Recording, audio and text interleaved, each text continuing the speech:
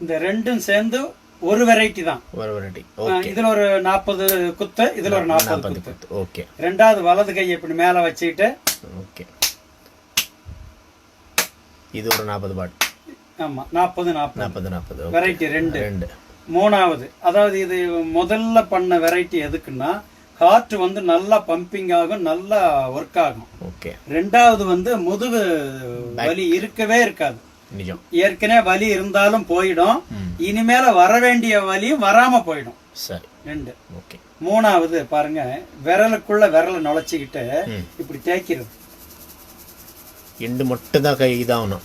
ஆமா, டச் ஆகணும். ஆமா, இந்த இடத்துல வந்து அப்படியே சூடு ஏத்துறோம். சரி சரி சரி. சூடு ஏறிடும். ஒரு நிமிஷம் விடாம இப்படி நீங்க ரன் பண்ணீங்கன்னா 120 தடவை இப்படி ஆகும். சரி. 120 தடவை பண்ணி இப்பவே கை சூடு ஏறிடுச்சு பாருங்க. ஓகே. இந்த சூடு எதுக்குன்னா இடுப்புல இருந்து கீழே பாதம் வரைக்கும், பாதம் எரிச்சலா இருந்தா கூட சரியா போயிடும். பம்பிங் பிளட் சர்க்குலேஷன் வந்து பிரமாதமா இருக்கும். ஓகே. 3 4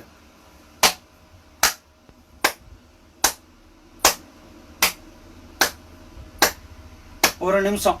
அது 50 தட்டோ 60 தட்டோ இல்ல 100 தட்டா கூட இருக்கலாம். பண்ணீங்கன்னா இது வந்து மொத்த நம்ம பாடியில 7 சக்கராஸ் இருக்கு. சுவாதிஷ்டானம், மூலாதாரம், சுவாதிஷ்டானம், மணிப்பூரகம், அநாகதம், விசுத்தி, ஆக்ஞா சக்கரம், துரிய சக்கரம்னு 7 சக்கராஸ் இருக்கு இல்லையா? இப்படி தட்டும் போது அந்த 7 சக்கராஸுமே ஆக்டிவேட் ஆகும். உங்களுக்கு நல்ல மெமரி பவர், நல்ல பாசிட்டிவ் தாட், அப்படியே எனர்ஜி ஏறும். சரி. இது எப்போ உணர்வீங்கன்னா 4 டேஸ்லயே உணர்ந்துருவீங்க. ஆகா, ஏதோ ஒரு வித்தியாசம் இருக்கேன்னு 4 டேஸ்லயே தெரிஞ்சிடும். 4. இப்ப 5வது, இந்த கையில மேட்டு பகுதி இருக்கு இல்லையா? இப்படி இது கூட வலிக்குமே.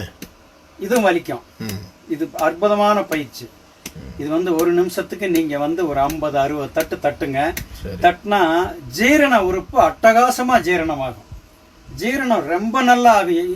எல்லாருக்குமே வியாதி வர்றதுக்கு காரணம் ஜீரண கோளாறு தான். நிஜம். அந்த ஒரு கோளாறுனாலதான் எல்லா எஃபெக்ட்டுமே வருது.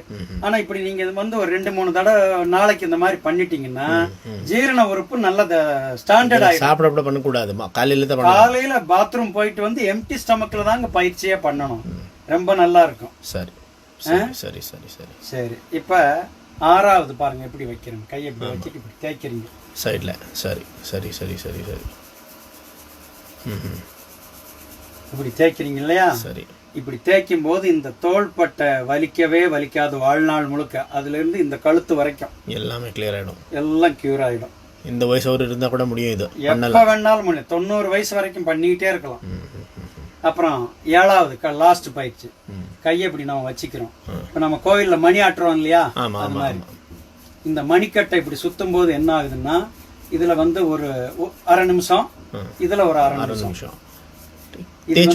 கொஞ்சம் அப்படியே மெலிசா இல்ல, இது வந்து நல்லா கையை இறுக்கி பிடிச்சிக்கிட்டு திருப்புறது. சரி, மொத்த கையை பிடிச்சிக்கணும். சரிங்க, சரி. இப்படி பிடிச்சிட்டு திருப்புறது. சரி. இதுல என்ன எஃபெக்ட் கிடைக்குதுன்னா, குழந்தை பாக்கியம் இல்லாம இருந்தா கூட குழந்தை உற்பத்தி ஆகும்.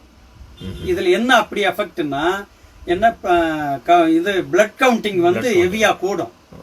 பிளட் கவுண்டிங் அட்டகாசமா இன்க்ரீஸ் ஆகும். அதுக்காக ரைட். இதை தொடர்ந்து தினம் காலையில பண்ணுங்க. ஒரு வித்தியாசமான உணர்வு நமக்கு வரும். வாழ்க வளமுடன்.